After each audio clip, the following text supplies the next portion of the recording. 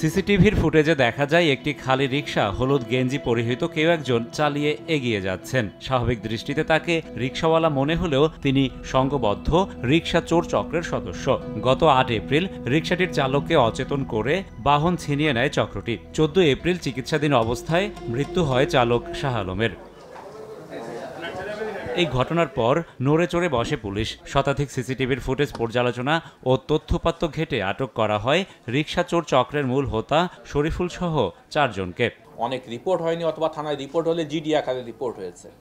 সে কারণে এই গ্রুপটি ধরাছোঁয়ার বাইরেই চলছিল। রিকশা প্রথমে চুজ করে যে কোন রিকশাটি একটু নতুন আছে, তার বডিটা লোহার বডি, মানে যেটা রিসেল ভ্যালু একটু বেটার, এবং পথে মাঝখানে কোনো চায়ের দোকানে বলে যে মামা একটু চা খেয়ে নেই।